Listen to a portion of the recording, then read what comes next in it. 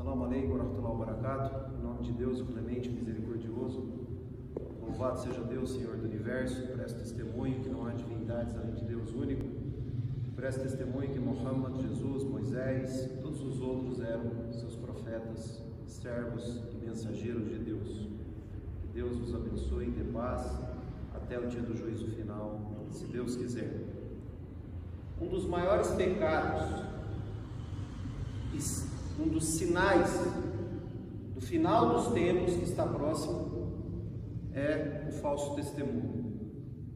E é o que mais acontece hoje, são pessoas que prestam o falso testemunho em diversas situações, seja em juízo, fora dele, elaborando leis, governando, sendo líderes, sendo patrão, sendo empregado, sendo pai, sendo filho, vizinho, em qualquer situação. O falso testemunho é algo que o Islã afasta.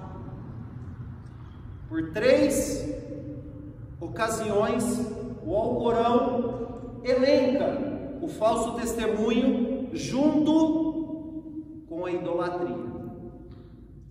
Junto com a idolatria, com o shirk, está o falso testemunho, você mentir sobre aquilo que você não tinha conhecimento, você não tinha certeza e passou adiante.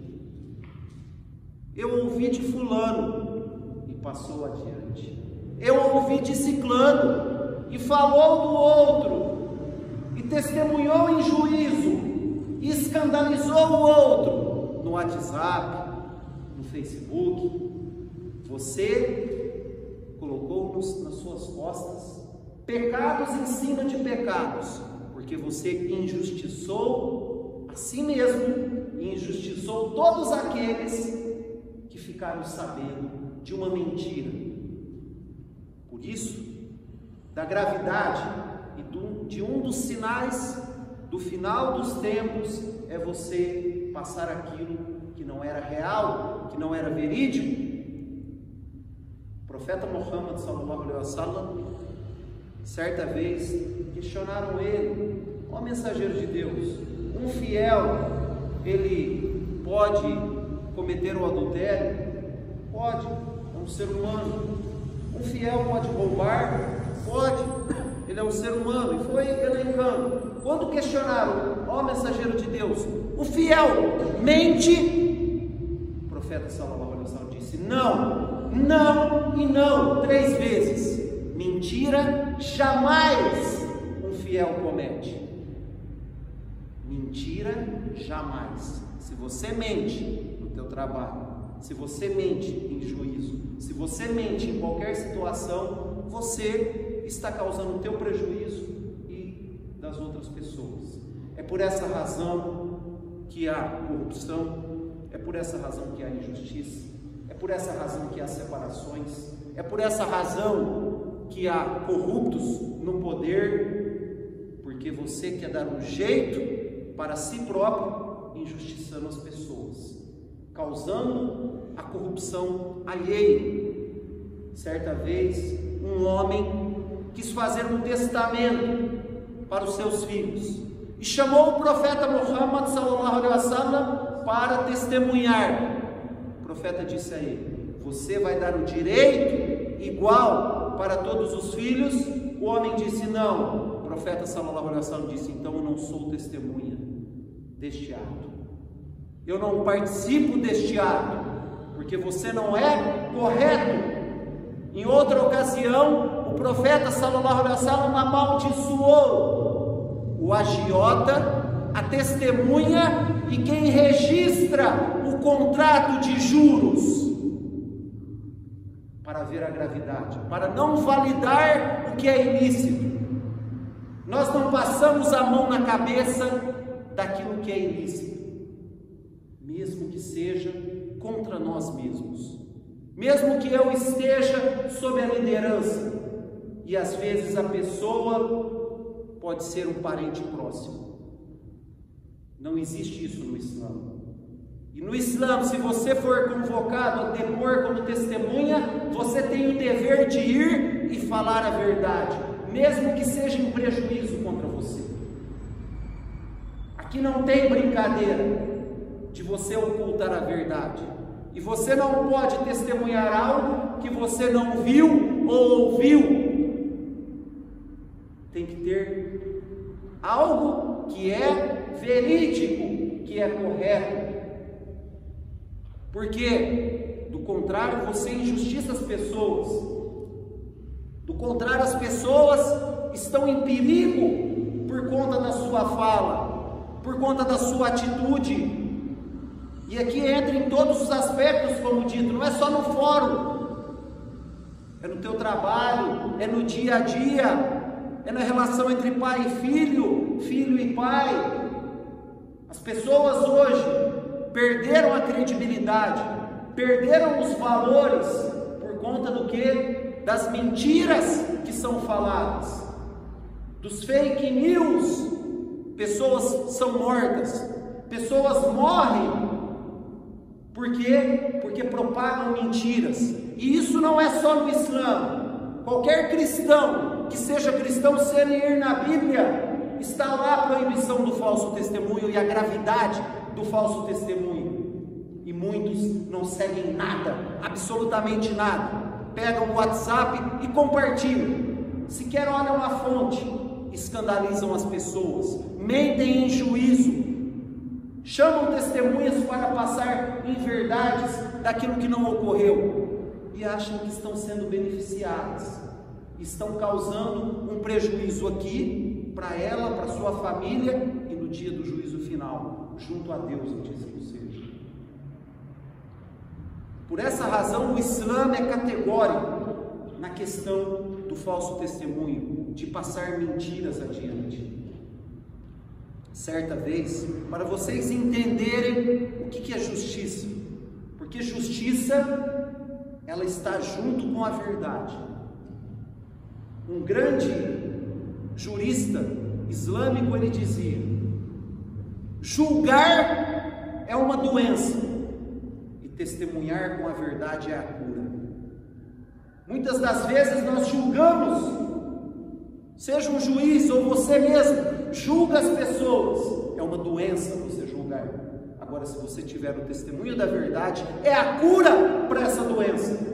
Aqui está a sabedoria, de você antes de julgar ter a certeza, ter as provas corretas, para não escandalizar ninguém. Quantas vezes nós recebemos mensagens, vem no teu ouvido e fala, fulano é isso ou aquilo, e você vai e escandaliza a pessoa.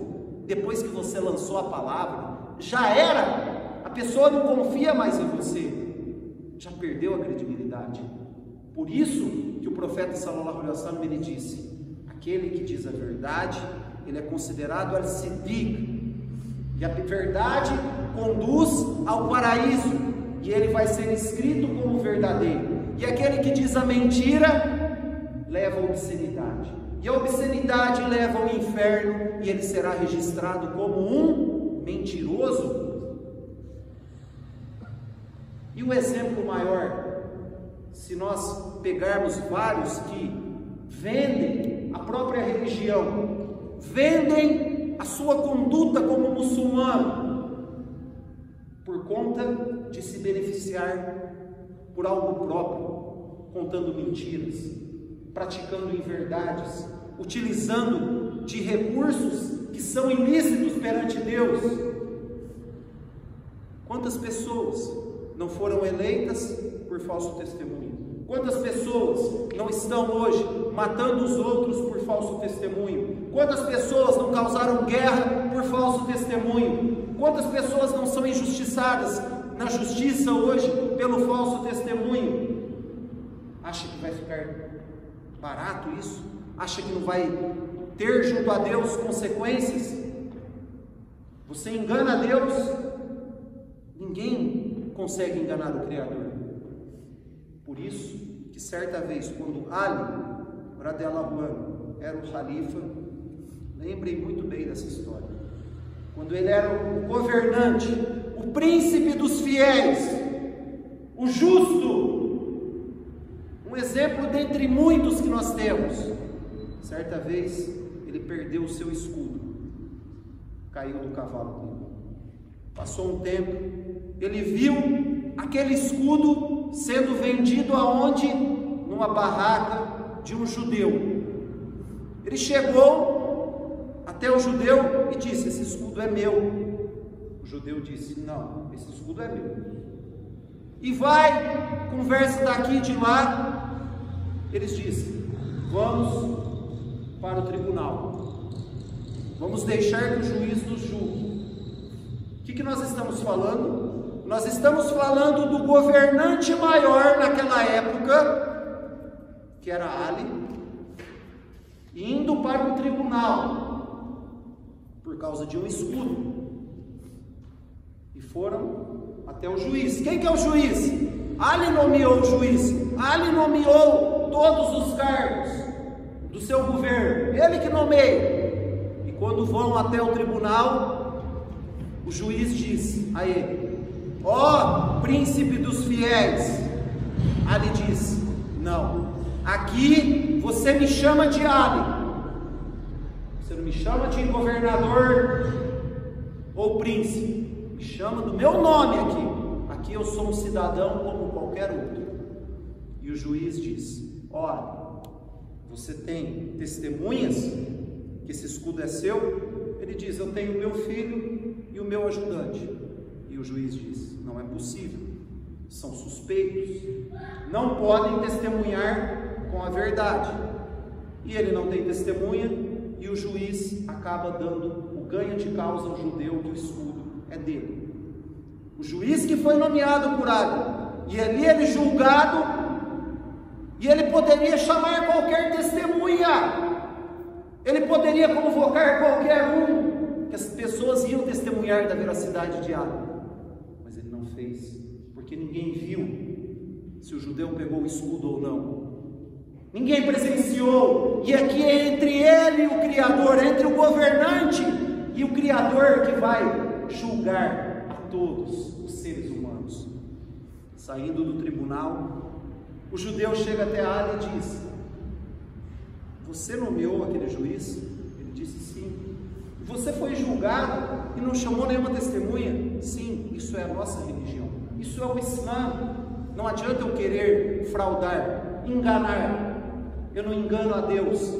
O judeu disse: eu sei que o escudo é seu, está aqui, e eu testemunho que Deus é único e que Muhammad é seu último mensageiro. Ele se tornou um muçulmano, esse judeu, como exemplo de justiça de Ali.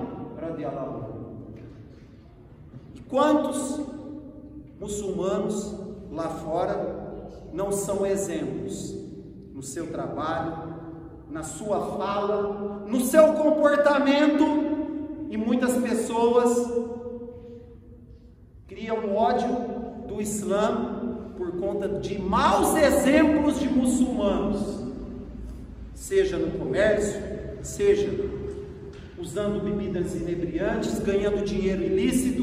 Que exemplo você é? Você vende a sua religião dando risada, consumindo do que é ilícito, não sendo exemplo, prestando falso testemunho.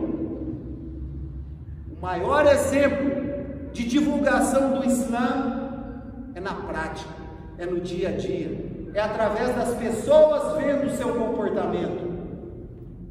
Uma das maiores causas que levarão as pessoas ao paraíso é o que? O adab.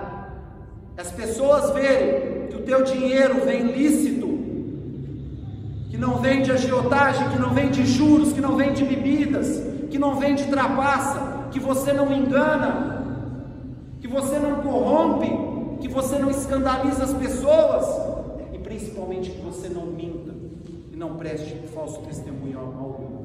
Este é o maior exemplo na divulgação do Islã, de você ser exemplo para as pessoas.